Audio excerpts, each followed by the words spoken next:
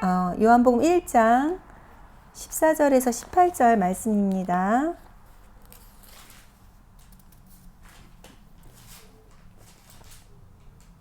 성경 말씀은 요한복음 1장 14절에서 18절 말씀입니다. 가정에서 같이 봉독하시겠습니다. 말씀이 육신이 되어 우리 가운데 거하심에 우리가 그의 영광을 보니 아버지의 독생자의 영광이요 은혜와 진리가 충만하더라. 요한이 그에 대하여 증언하여 외쳐 이르되 내가 전에 말하기를 내 뒤에 오시는 이가 나보다 앞선 것은 나보다 먼저 계심이라 한 것이 이 사람을 가리킴이라 하니라. 우리가 다 그의 충만한 데서 받으니 은혜 위에 은혜로라. 율법은 모세로 말미암아 주어진 것이요 은혜와 진리는 예수 그리스도로 말미암아 온 것이라. 본래 하나님을 본 사람이 없으되 아버지 품속에 있는 독생하신 하나님이 나타내셨느니라. 아멘. 잠깐 기도할게요. 하나님, 오늘 우리가 예수님이 누구신지 말씀을 통해 함께 나누고자 합니다. 부활의 예수님께서 이 자리의 주인이 되사 하나님에게 꼭 우리에게 필요한 말씀 주시고 그 예수 그리스도를 더 깊이 알되 오늘 우리가 함께 나누었던 그리스도의 이 가치의 최고성을 누리고 또 그것이 우리의 것이 되는 시간 되게 해주세요. 예수님의 이름으로 기도합니다. 아멘. 성경은 대략적으로 한 3000년 정도의 기간에 걸쳐서 기자만 해도 대략 한 60명이 이것을 기록했다고 전해집니다. 우리가 보는 이 정경은 이렇게 정경이다 해서 정리가 된 것은 사실 얼마 되지 않았고요. 이것 외에도 많은 외경들이 존재합니다. 그리고 또 카톨릭에서도 또 성경이 있고요. 그 모든 것이 사실 하나님에 관한 또 예수 그리스도에 관한 그리고 이 땅에 하나님의 어떤 일들에 관해서 기록이 되어 있어요. 자, 근데 그것이 무엇이 외경이 되고 정경이 됐냐 이런 기준은 한 가지입니다. 사실상. 예. 왜냐하면은 이 성경의 기자는 아직 확인된 바가 없는 성경도 정경으로 채택이 돼 있거든요. 히브리서 같은 경우는 추측상 바울이 지었다 이런 얘기가 있지만 알 수는 없어요. 그래서 이 저자가 확실해서 이렇게 정경이 되고 내용이 건전해서 정경이 되고 그런 게 아니라 정경이 되는 기준은 딱 한 가지가 있습니다. 그게 뭐냐? 바로 하나님의 언약과 관련이 있냐 해요. 즉, 이 성경이 만들어진 이 성경이 정경으로 인정받고 하나님이 이 성경을 이렇게 만드셔서 우리에게 이렇게 전파되게 하신 거는 단 한 가지라는 거예요. 바로 하나님의 언약을 우리에게 전달하시기 위함입니다. 그러면 창세기로부터 시작해서 요한계시록까지 하나님의 언약을 우리에게 전달하고 계시는데 그 언약의 핵심이 있어요. 그 핵심이 뭐냐? 바로 메시아입니다. 메시아. 그래서 창세기부터 요한계시록까지 성경의 66권은 단 한 가지 주제로 이루어져 있는데 그게 바로 메시아에 관한 내용입니다. 그래서 창세기는 그리고 말라기서까지는 오실 메시아에 대해서 아주 상세하게 기록이 되어 있고요. 마태복음부터 계시록에 이르기까지는 오신 메시아, 즉 이 땅에 오신 그리스도에 관하여서 아주 상세하게 기록이 되어 있죠. 신기하고도 놀라운 것은 그러나 또 당연하다 느껴지는 것은 이 구약에 기록된 메시아에 대한 언약, 약속과 또 신약에 기록되어진 그리스도의 이 행적이 아주 정확하게 일치하여 맞아 떨어진다는 것입니다. 예, 즉 이런 것이죠. 그리스도는 메시아는 이 땅에 이렇게 올 것이고 이렇게 살다가 이러한 일을 하고 또 죽으신 후에 부활하실 것이고 또 다시 재림주로 오실 것이고 이 땅은 이러한 일들이 일어날 것이다 했던 구약의 모든 내용들이 사실상 이 신약의 내용들로 인해서 성취되었음을 우리에게 알게 하신다는 거예요. 한 가지만 남았어요. 성취가 아직 안 된 게. 그게 계시록 말씀들인데 다시 오실 재림주로서의 그리스도만 남겨진 것입니다. 그래서 그리스도가 이 땅에 오신 뒤로부터 말세라고 해요. 여러분들 그 왜 세상에서 아이고 말세야 세상이 말세야 그러잖아요. 그 어른들이 말세야 이거는 항상 있어 왔어요. 옛날에도 어른들이 청바지 입는 청년들을 보고 말세야 그랬고요. 지금도 어른들이 컴퓨터만 하고 있는 애들 보고 말세야 이러거든요. 근데 그 말세가 아니라 세상 풍조가 이상하게 흘러가네 라는 의미에서의 말세가 아니라 이 땅에 그리스도 오신 후에 말세가 되었고요. 그 다음에 그 그리스도가 부활의 주로 오시기 직전에 이제 말세 지말이 됩니다. 말세 중에서도 지말. 그래서 그 말세 지말에는 아주 이상한 일들이 세상에 일어날 것이다. 예, 그런 것들이 이제 요한계시록에 기록이 되어 있는 거예요. 근데 이제 그거는 사실 중요하지 않고요. 우리가 예수님이 누구신가 라는 것을 두고 함께 말씀을 나눌 때 가장 중요한 것은 성경의 핵심이다. 성경의 가장 중요한 주제이다. 더불어 하나님이 가장 소중하고 귀하고 하나님이 가장 어떤 면에서는 가치 있게 보시는 말씀이다. 이렇게 보시면 될 것 같아요. 자, 그럼 예수님이 누구십니까? 라는 질문에 그 예수님은 메시아이시죠. 그리고 그 예수님은 성취하러 오신 그리스도십니다. 그래서 이 예수님이 그리스도로 오셨다 이 말씀을 두고 사람들은 하나님의 아들이다 이렇게 알고 있어요. 맞죠? 근데 이거는 생물학적인 개념에서의 아들이 아닙니다. 우리가 왜 아버지와 아들 했을 때 이 부자지간을 말하는 어떤 생물학적인 의미를 담아서 우리가 그걸 표현하잖아요. 그런데 하나님의 아들 예수라 함은 하나님이 뭘 낳았다, 내 아들이다 이런 표현을 쓰시지만 사실 하나님의 아들 예수라는 의미는 즉 그 예수가 하나님이시라는 뜻입니다. 그래서 메시아는 하나님이세요. 그리스도는 하나님이십니다. 그래서 원래 계셨던 거예요. 그래서 오늘도 요한이 말하죠. 이분이 나보다 먼저 계셨다고. 예. 요한이 나이가 훨씬 많았어요. 그 예수님이 잉태하셨던 마리아와 요한을 잉태했던 어머니가 있었죠. 둘이 만났잖아요. 태중에 만났어요. 태중에 아기들이 반응을 했단 말이에요. 예? 아주 필연적 만남이었죠. 그리고 나서 다시 만났을 때는 이제 요한이 그 예수님을 그리스도로 알아보고 세례를 베풀잖아요. 예. 그리고 나서는 요한은 이제 나중에 이제 목이 잘리는 처형을 당합니다. 나중에는요. 근데 이제 그 요한이 말하는 거예요. 세례 요한이 이분이 나보다 먼저 계셨다고. 나이는 어린데. 예. 그 말은 뭡니까? 예. 이 예수 그리스도가 하나님이시라는 거예요. 예. 그래서 하나님이 나와가지고 진짜 뭐 하나님의 어떤 생물학적 개념으로 아들이 아니라 하나님이신 거예요. 그래서 성삼위 하나님. 각 위가 동일하게 계시나 그 분들이 또 한 분이신 하나님. 예. 그 하나님, 그럼 하나님 되신 예수 그리스도가 이 땅에 사람의 몸을 입고 오셨기에 예수 그리스도가 되신 것이고요. 원래 우리보다 먼저 계시기를 어떻게 계셨냐? 말씀으로 계셨습니다. 하나님이신 그분이 말씀으로 계신 거예요. 그래서 말씀이 육신이 되어 우리 가운데 거하셨거든요. 그분이 이제 그리스도로 나타나신 거고, 그 말씀이 그러면 어떻게 존재하셨냐? 말씀이신 그가 빛으로 계셨죠. 그래서 메시아이시고 그리스도 되신 예수님은 사람의 몸을 입기 이전에 말씀으로 계셨는데 그 말씀이 어떻게 존재하셨냐? 빛으로 우리 가운데 존재하신 거예요. 그게 창세기 1장 3절에 빛이 있으라 하심에 있었던 그 빛입니다. 그래서 만물이 그의 안에 창조되었다고 했어요. 정세자나 정사자나 권세자나 이 땅에 그 어떠한 것도 그 그리스도의 권위 앞에서는 무릎을 꿇지 않을 자가 없다고 했어요. 왜요? 모든 것이 다 그 빛 가운데서 창조되었기 때문에 그렇습니다. 모든 만물이 그리스도 앞에 무릎을 꿇게 되는 거예요. 왜요? 그의 안에서 창조되었다니까요.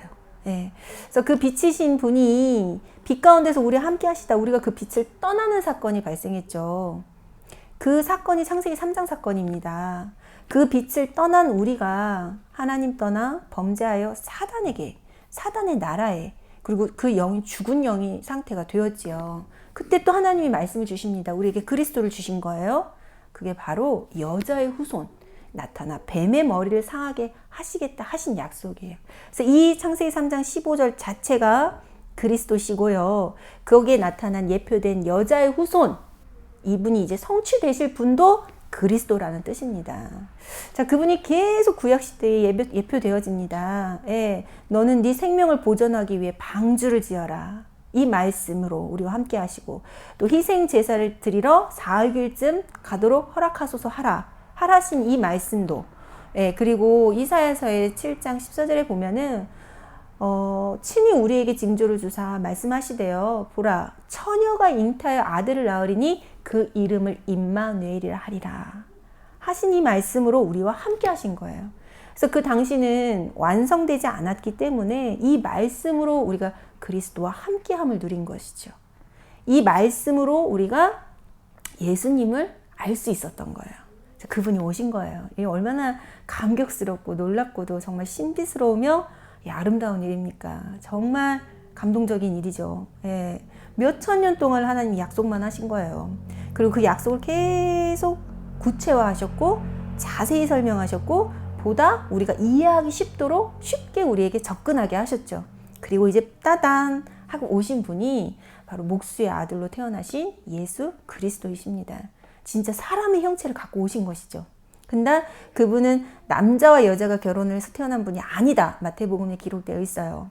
물론 혈통은 요셉이 다윗의 혈통으로 오신다 하신 왕으로서 오셔야 됐기 때문에 다윗의 혈통으로 오셔야 됐기 때문에 마태복음에 보면 그 아버지 법적 아버지죠. 그 목수 요셉인가요? 그분이 이제 다윗의 혈통임을 알게 하죠. 다윗의 혈통으로 왔고 사실상 혈통이 중요한 건 왕의 후손으로 올 것이다 라는 말씀의 성취 때문이고요. 몸을 비르기는 처녀의 몸을 통해 성령이 잉태되어 이 땅에 태어나셨죠. 그리고 그 예수님은 그 모든 성장 과정을 통해서 그가 그리스도이심을 알립니다. 가장 가깝게는 마리아가 알았겠죠. 자기는 남자를 만난 적도 없는데 임신이 됐어요. 그리고 천사가 와서 고지했어요. 예. 그리고 태어났는데 성전을 가깝게 알고 말씀에 능통했으며 키가 자라고 이 예수라는 아이가 키가 자랄수록 하나님과 사람 앞에서 더욱 사랑스러워 가는 거예요. 뭔가 이게 남달랐다는 것이죠. 자, 그렇게 이제 예수님이 성장하시고 공생의 3년의 기간을 가지십니다. 그때 이제 당신이 그리스도이신 것을 드러내시지요. 죽은 자를 살리기도 하시고요. 그다음에 병든 자를 낫게도 하십니다. 눈먼 자를 고치시기도 하시고요. 불치병을 낫게 하십니다. 그리고 귀신 들린 자를 또한 고치십니다. 예, 수많은 기적들과 이적들을 행하세요. 그런데 그 수많은 기적들과 이적들이 중요한 건 그 너머에 그것을 만드는 영적 세계의 주인이 바로 이 그리스도 예수님이시라는 것을 알게 하시기 위함입니다. 그래서 세상엔 영적인 세계가 있고 사단의 나라와 하나님의 나라 그리고 그 가운데 우리 물질적 세상이 있는 거야. 이 세상의 나라가 있는 거예요. 근데 예수님이 세상의 나라에서 증거를 보이심은 그 증거가 나타나기까지 이 사단의 나라를 정복하고 계심을 그 사단의 나라 가운데 마귀의 일을 멸하고 계심을 그래서 그가 우리의 하나님이시요 우리의 주가 되시며 또 그가 그리스도 되심에 대한 증거를 공생애 동안 우리에게 드러내셨지요. 그리고 드디어 십자가를 지십니다. 예, 십자가를 지실 때까지 그리고 십자가를 지신 후 돌아가시고 3일 만에 부활하시기까지 예수님 외에는 가장 가깝게 있었던 제자들과 심지어 그의 육신회를 나누어 주었던 마리아도 몰랐어요. 이 십자가 사건이 뭘 의미하는지 예수님만 아셨어요. 이게 사단이 발꿈치를 무는 사건이라는 것을 이게 내가 당당히 발꿈치를 물리고 나면 사단의 머리를 깨는 일이라는 것을 예. 그래서 예수님이 이 일을 감당하시죠. 그러니까 홀로 감당하신 거예요. 아무도 이해를 못했거든요. 수제자였던 베드로도 그리 마옵소서 했거든요. 예수님이 사단아 내 뒤로 물러가라 하셨어요. 그 사랑하는 수제자가 이렇게 막 너무 예수님 사랑해서 한 말을 두고 사단의 일이다 이렇게 말씀하셨어요. 네, 그러니까 아무도 몰랐던 거예요. 홀로 십자가를 지셨죠. 그리고 그 십자가를 지신 그 사건 그래서 다시 부활하사 하나님이심을 증거하신 거예요. 하나님을 증거하실 때도 짜잔 나 살아났어 그리고 하늘로 바로 오르신 게 아니에요. 2달 가까이 제자들과 머무셨습니다. 그래서 부활의 몸을 보이셨어요. 부활의 형체를 드러내셨어요. 아주 신기하고 놀라운 몸이지요. 예. 영계와 육이 결합된 몸이거든요. 뭐 그건 자세히 설명할 수는 저도 없지만 그가 그리스도라는 증거요, 그가 하나님이시라는 증거요. 예, 그가 지금도 우리에게 구원의 길로 우리와 함께 하심을 나타낸다. 그렇게 말씀드릴 수 있겠지요. 자, 그가 마지막으로 이제 감람산으로 제자들을 불러 모읍니다. 그리고 마지막으로 명령을 하세요. 그게 사도행전 1장 8절 지상 명령입니다. 자, 그래서 이 지상 명령이 떨어진 이후 예수님은 눈에 보이지 않게 되지요. 그리고 나서 그 예수님으로 이름으로 말미암아 성령을 우리에게 보내십니다. 그래서 이제 성령의 시대가 된 거예요. 예, 성령이 역사하시는 시대. 자, 그래서 예수님 그분이 하나님이시기에 그 이름을 정확히 알고 부르는 자에게 하나님은 누굴 보내시냐? 주의 성령을 보내십니다. 그래서 남종과 여종에게 이 영을 물붓듯 부으시겠다고 약속하셨어요. 그래서 성령 충만하면 어떠한 이름으로 오냐? 예수 그리스도의 이름으로 옵니다. 하늘의 군대는 언제 동원되어지냐? 예수 그리스도의 이름으로 기도할 때 동원되어집니다. 하늘과 땅의 권세를 예수 그리스도께서 가지고 계시기 때문에 그의 이름으로 우리가 나아갈 때 세상 모든 만물이 복종케 되어지는 것입니다. 자, 그래서 그가 예수 그리스도시요, 또 그가 지금 우리의 구원자이시요, 그가 우리의 주 되셨습니다. 그분이 바로 예수 그리스도이십니다. 자, 제가 여기까지 설명드린 것은 지식입니다. 그죠? 성경에서 그리스도를 누구라 하는가에 대한 지식입니다. 그러나 그분은 지식에만 머물러 계시지 않습니다. 예수님은 살아계십니다. 부활하사 지금도 이 자리에 함께 하십니다. 내 안에 이 말씀을 듣고 예수님을 주라 시인한 여러분 안에 함께 하십니다. 그래서 그 예수님의 이름을 부를 때 응답하시는 것입니다. 살아계시기 때문에요. 자, 그러면 우리는 이 예수님을 어떻게 누려야겠습니까? 눈에 보이지 않기 때문에 간과하기 쉽습니다. 그러나 그가 부활하사 살아계시다는 것만 우리가 믿고 있어도 그 믿음을 의로 여기시는 이가 우리의 그 믿음 속에 불려지는 예수 그리스도 이름의 능력과 권세와 축복이 우리 가운데 충만하게 하실 줄 믿습니다. 그것이 내게 드러나야 우리를 그리스도인이라 사람들은 일컬게 될 것이고, 이 그리스도의 향기가 나와 내 인격, 내 삶, 나의 모든 것들 발걸음 속에 전달되어지는 것이고, 그리스도는 눈에 보이지 않아요. 그러나 우리를 통해서 그리스도가 어떠한 분인가가 이제 전달되고 나타나지는 것이지요. 그래서 두 가지를 기억하시면 됩니다. 평상시 여러분이 그리스도를 누리는 누림은 어떠한 것이냐? 당연히 그가 선지자 되시고 제사장 되시고 왕 되심을 누리시는 거예요. 선지자는 하나님 만나는 길 되심입니다. 내가 곧 길이요 진리요 생명이니 나로 만미암지 않고는 아버지께로 올 자가 없느니라 하셨어요. 그가 제사장 되심을 누리는 것입니다. 보라, 세상 죄를 짊어지고 가는 하나님의 어린 양이로다. 하나님의 어린 양에게 세상 모든 죄를 지우시고 그에게 전가하시고 피 흘리사 우리의 모든 죄로 인해 그가 피 흘리셨어요. 우린 죄사함을 얻었습니다. 죄를 짓는 자는 마귀에게 속하나니 마귀는 처음부터 범죄함이라. 하나님의 아들이 이 땅에 오신 것은 그 마귀의 일을 멸하려 하심이라. 이 제사장 되신 그리스도는 우리의 왕이 되어주셨어요.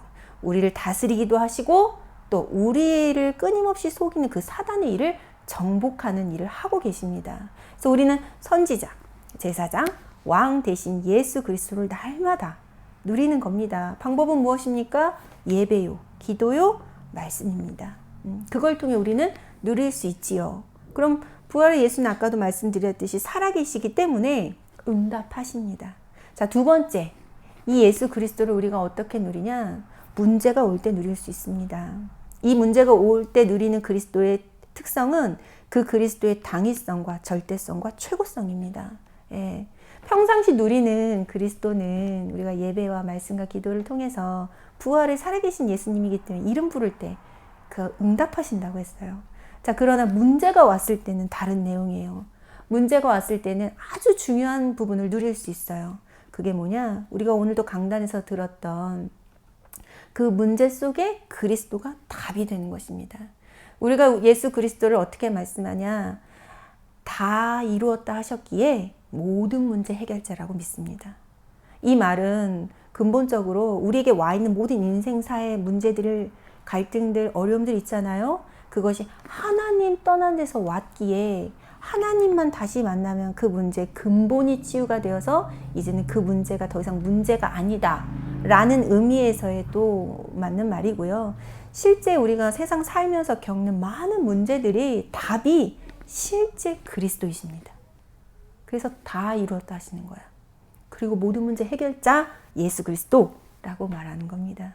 그럼 여러분, 지금 여러분이 겪고 계시는 문제가 각 사람마다 다를 것이고, 또 그것이 아주 실제적으로 내 삶의 의식주에 관련된 문제일 수도 있을 것이고, 그리고 여러분 자녀에 관련된, 가족에 관련된, 가문의 사람에 관련된 문제일 수도 있는 것이고, 또 내 내면 깊숙이 아주 오랫동안 해결이 안 되던 문제일 수도 있잖아요.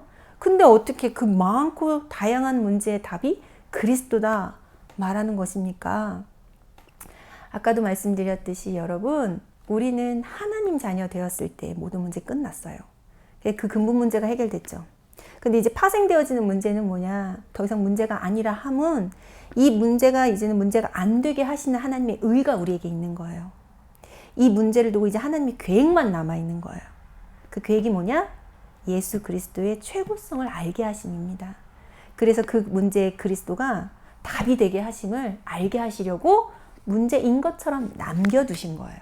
끝났는데 허락하시고 남겨두신 거예요. 왜요? 그리스도를 발견하라고. 그의 최고의 가치성을 알게 하라고. 그럼 어떻게 알게 합니까? 문제가 일어났을 때 우리는 그 문제를요, 좀 깊숙이 들여다볼 필요가 있어요. 그리고 다른 관점으로 볼 필요가 있어요. 그 문제가 왜 왔습니까? 눈에 보이는 문제이지만 그 문제 배후에 또 다른 것이 있습니다. 바로 사단의 나라가 있어요. 그리고 그 사단의 나라 속에 일하는 사단의 일도 있습니다. 그 사단의 나라와 사단의 일이 있음을 우리가 아는 것부터 시작을 하죠. 그걸 인정하지 않으면 우리는 복음을 모르는 거예요.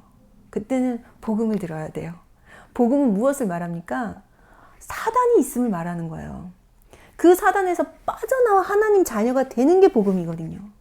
이 아주 강렬한 세계관이 충돌하고 그 세계관 속에 하나님은 정확히 구원의 길을 제시하는 것이 복음입니다. 근데 그 세계관 자체를 인정하지 않으면 복음을 들으셔야 되는 거예요. 네. 그래서 복음을 통해 우리가 세상을 본다. 그래서 하나님이 주신 해답을 찾는다. 지금 그래서 최고 그 가치가 되신 그리스도를 우리가 발견한다. 이거는 어떻게 보면 지식으로 아는 그리스도가 아니라 진짜 부활하신 그리스도를 내가 만나는 과정이거든요. 이 부분이 저는 내게도 필요하고 내 후대에게도 반드시 필요하다고 저는 그렇게 발견되어졌습니다. 자, 그래서 문제가 왔을 때 여러분이 문제다 싶은 거에 우리가 봉착했을 때 그 사단의 일과 사단의 나라의 일을 우리가 알고 그것에 내가 빠지지 않는 게 중요하죠. 빠졌다면 빠져나오는 게 중요해요. 빠졌다 하면 자꾸 불평과 원망과 핑계와 그 시선이 복음에 두지 못하게 하거든요. 또 그 복음이 내 안에 적용되지 못하게 하거든요. 그래서 복음을 적용하여 또한 보는 것입니다. 내가 속고 있음을. 예. 그리고 거기서 빠져나와서 해답을 붙잡아야 함을. 해답이 무엇입니까? 예, 예수 그리스도시죠. 왜요? 아까도 말씀드렸듯이 죄를 짓는 것은 마귀의 일이고 마귀의 일을 멸하신 분은 단 한 분이시잖아요. 예수 그리스도. 지금 이 내게 문제를 사단이 가져다 줬고 사단의 나라의 일이라면 그 사단을 내쫓고 사단의 나라가 막 무너지면 이 문제 끝나는 거예요. 그래서 예수 그리스도를 붙잡는 것입니다. 그 예수 그리스도가 이 문제의 해답이심을 고백할 때 예, 이 문제가 더 이상 문제가 아니라는 것을 알게 돼요. 그리고 이 문제 배후의 사단의 일은 결국 예수 그리스도 이름 앞에 아무런 힘도 없는 무기력한 존재임을 알게 됩니다. 그때 그리스도가 최고의 가치임을 알게 되는 것이죠. 내 마음에 찾아왔던 낙심과 불평과 원망과 그 고통과 절망이 그리스도를 향한 희망과 소망으로 바뀌게 되지요. 감사와 평안으로 바뀌게 됩니다. 그래서 문제가 왔을 때 우리는 이 예수 그리스도를 부활의 그리스도요, 나의 그리스도요, 또 살아서 역사하시는 왕 되신 그리스도를 체험할 수 있게 되는 것입니다. 자, 마지막으로 우리는 그리스도를 체험하고 누릴 수 있어요. 어떻게 누릴 수 있냐? 여러분, 그리스도를 닮아가십시오. 예, 그분의 성품이 있으셨습니다. 그분의 성품은 하나님의 신격을 닮아가셨어요. 그분은 우리와 같이 연약한 몸을 지고 이 땅에 태어나셨지만, 그래서 그분의 생각도 마음도 사람 같았지만 끊임없이 그 사람의 생각과 마음을 넘어서서 그 기준과 수준과 표준을 넘어서서 사람의 것을 넘어서 하나님을 향해 하셨어요. 그래서 만들어진 것이 있습니다. 예수님만의 성품, 성령의 열매 9가지가 만들어졌어요. 우리도 그것을 본보기 삼고 모델 삼고 그 열매를 소망하며 조금 노력할 필요가 있습니다. 특히 우리 태영아, 유아 부모님들, 그리고 지금 청소년을 키워가시는 우리 부모님들, 또 저를 비롯하여 앞으로 또 부모가 되실 분들, 이 부분들이 갖춰진다면 우리가 그리스도를 누리고 전달하는 것이 지식을 넘어서, 그리고 문제 사건 때 우리가 그의 가치를 체험하는 것을 넘어서 평상시 우리 후대에게 정말 올바른 그리스도를 우리가 전달하고 나타낼 수 있겠지요. 자, 그래서 그 그리스도의 성품은 하나님을 향해서는 늘 예수님은 사랑과 희락과 화평을 가지셨습니다. 하나님이 사랑하셨어요. 그리고 그래서 그 사랑으로 인해서 순종하셨어요. 그리고 그 사랑으로 인해서 언제나 아버지의 것을 먼저 구했어요. 예. 비록 당신이 짊어져야 하는 그 십자가의 고통이 아주 엄중하고 아주 이것이 어렵고 고통이라 할지라도 하나님을 위해서라면, 예, 그렇게 하나님을 사랑하셨어요. 우리가 가장 본받을 점이죠. 우리가 하나님을 사랑한다. 예, 예수님처럼 우리가 하나님을 사랑할 수 있었으면 좋겠습니다. 그리고 하나님과 나누는 기쁨이 있었어요. 희락이죠. 서로 주고받은 기쁨을 알 자가 없느니라. 그래서 친구처럼 그와 교제하고 소통하고 의지하고 나누고 함께 했습니다. 그리고 화목했습니다. 언제나 하나님을 존중하고 또 하나님이 의로심과 또 하나님이 선하심과 하나님의 신실하심과 미쁘심을 믿으셨습니다. 그래서 그가 나에게 하시는 모든 것들은 다 사랑이요 축복이요 은혜임을, 그 속엔 전혀 거짓이 없음을, 만약 뭔가 안 맞다면 본인에게서 문제를 찾으셨지 하나님은 항상 옳고 정확하시고 나를 너무 잘 아시고 맞고 그 기준으로 보셨어요. 그게 이제 화목이죠. 그래서 사랑과 희락과 화평은 하나님을 향한 예수님의 성품이셨습니다. 자, 그리고 세상을 향하신 예수님의 성품이 있었어요. 예수님은 처음부터 그렇게 성품이 훌륭하진 않으셨던 것 같아요. 예. 그러나 이것이 끊임없이 복음을 우리가 듣고 누리고 또 이것을 전달하고 그 안에서 축복을 누리다 보면 되어지겠죠. 예수님은 나중에는 성전에서 또 많은 율법 학자들과 또 예배를 계속 보시면서 자르셨거든요. 자, 세상을 향해서는요, 우리가 오래 참음을, 오래 참는 게 뭡니까? 오래 참는 것입니다. 기다려주는 것이죠. 네, 기다려주는 거예요. 자비를 베풀 수 있죠. 끊임없이 용서할 수 있는 겁니다. 양선을 우리가 취할 수 있습니다. 양선은 선한 행동입니다. 살릴 수 있습니다. 그래서 기다려주고요. 용서해주고요. 그리고 우리가 그를 위해서 양선, 좋은 걸 취하여 줄 수 있으면 되는 거예요. 그리고 스스로를 향하여서도 성품을 가지셨습니다. 예, 그게 뭐냐면 맨 처음 온유예요. 온유는 우리가 말했을 때 이런 지긋한, 느긋한 성품을 뜻하는 것이 아닙니다. 말씀에 길들여짐이란 뜻입니다. 그게 온유예요. 성격이 급한 자도 온유할 수 있어요. 말씀에만 길들여지면. 자, 온유함이 있었고 그 다음에 충성됨이 있으셨습니다. 말씀 앞에 내가 그 말씀을 따르고자 함이 강하셨던 분이죠. 그리고 그 말씀이 모든 것 위에 기준이 되셨어요. 때로는 내 원함보다 말씀이, 내 이익보다 말씀이, 내가 어떤 바라던 것보다 말씀이, 그게 충성이셨습니다. 최고의 난이도는 절제입니다. 절제. 이 절제는요, 무조건 참는 것을 말하는 것이 아닙니다. 할 수 있으나 복음에 유익되지 않는다면, 전도에 유익되지 않는다면, 교회에 유익이 되지 않는다면 안 할 수도 있는 용기가 절제예요. 예, 무조건 참는 것이 아니에요. 분명한 기준을 가지고 내 행동을 조절할 수 있음이 절제예요. 예, 그럼 중요한 건 기준이겠죠. 분명한 기준이 세워졌냐? 분명한 복음에 대한 확실함이 내게 있냐? 그럼 그 외 모든 것들은요, 그에 따라 옷을 바꿔 입을 수 있는 거예요. 할 수도 있고 안 할 수도 있는 거예요. 하나님이 하게 하시면 하고 하나님 못하게 하시면 안 하는 거예요. 거기에 내가 교만해지거나 낙심하거나 내가 거기에 넘어지거나 어떤 내 의가 드러나지 전혀 않는 거예요. 그게 절제예요. 그래서 혹자는 얘기합니다. 이 9가지 성품의 최고는 절제라고요.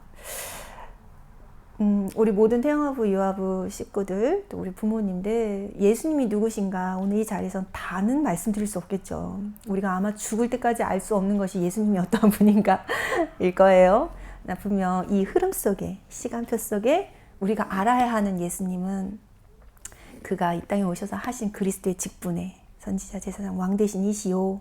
또 그가 갖고 계신 최고의 그 이름의 가치, 모든 문제의 답이 되시니, 예. 그리고 마지막으로 그가 보이신 성령의 9가지 열매를 통해서 우리가 더 한 주간 깊이 예수님이 누구신가를 알아가실 수 있게 되기를 축복합니다. 마치겠습니다.